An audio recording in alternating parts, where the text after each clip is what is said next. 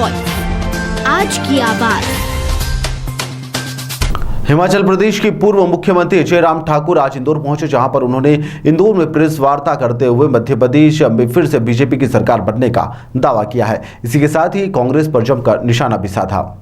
मध्य प्रदेश में एक बार फिर से सत्ता पर काबिज होने के लिए बीजेपी लगातार प्रयास कर रही है। वहीं पर 17 नवंबर को होने वाले विधानसभा चुनाव के लिए भाजपा के पक्ष में अधिक से अधिक मतदान हो, इसके लिए अब इंदौर शहर में अन्य राज्यों से वरिष्ठ नेताओं के द्वारा यहां पर इंदौर पहुंचकर प्रेस वार्ता ली जा रही है। जहां पर इसी कड़ी में हिमाचल प्रदेश के पूर्व मुख्यमंत्री जयराम सिंह ठाकुर आज इंदौर पहुंचे, जहां पर उन्होंने हिमाचल प्रदेश में कांग्रेसियों के द्वारा किए गए वादों और दावों को बताते हुए कहा कि कांग्रेस पार्टी लोगों से झूठ बोलकर सरकार बनाने की कोशिश करते हैं। उन्होंने कहा कि कमलनाथ की 18 महीने की सरकार का जिक्र इस दौरान उन्होंने कहा कि कांग्रेस ने वादे किए थे और वह वादे पूरे नहीं हुए, लिहाजा इस बार जनता प्रदेश में बीजेपी को ही चुनेगी और भारी बहुमत से भाजपा फिर से सरकार बनाएगी।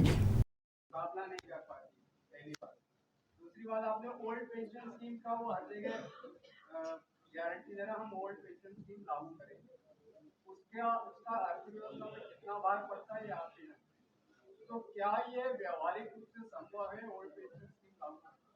देखिए, एक बात को लेकर के मैं पहली बात एक तो जहां झूठा प्रचार हो रहा है और झूठे प्रचार में जनता भ्रमित ना हो, ये हमारा दायित्व बनता लोकतांत्रिक व्यवस्था के अंतर्गत कि हम उसका पटाक्षेप करें, उसका पर्दाफाश करें। और उसी दृष्टि से मैं आप सबके बीच में यहाँ पर हूँ कि हिमाचल प्रदेश में हमने झूठ बोला और मैं सिर्फ उसी बात को लेकर के आप सबके बीच में बात करने के लिए आया हूँ। और झूठ की हकीकत यह है कि 1 साल बीतने के बावजूद भी कुछ नहीं हुआ।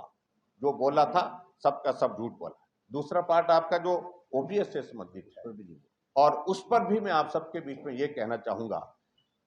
अभी तक ओपीएस के सिलसिले में हिमाचल प्रदेश में ऑप्शंस मांगे जा रहे हैं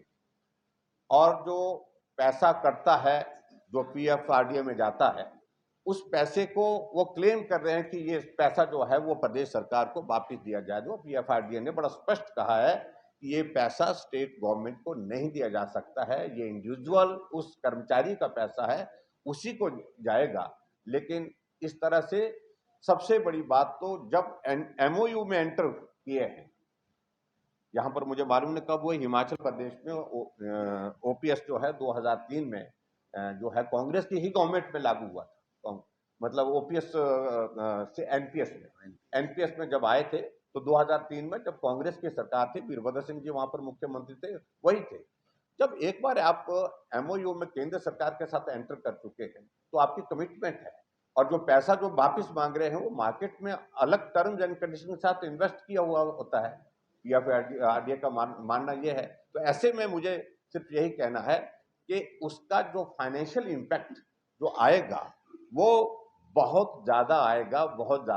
और ऐसे में डेवलपमेंट के काम प्रभावित निश्चित रूप से होंगे। और हमने इस बात को लेकर के बड़ा इतना ही कहा कि कर्मचारियों का हित हमेशा हमने देखा है और वो हमेशा उसके लिए काम किया है, लेकिन जिस प्रकार से ये ओपीएस के मुद्दे को लेकर के जो बात कर रहे हैं, उस सारी चीज को लेकर के अभी तक भी हिमाचल प्रदेश में प्रगति नहीं हुई, ये भी मैं कह रहा हूँ। वो भी कहा था हमने, कैबिनेट की पहली बैठक में इस बात को कहा था कि हम करेंगे,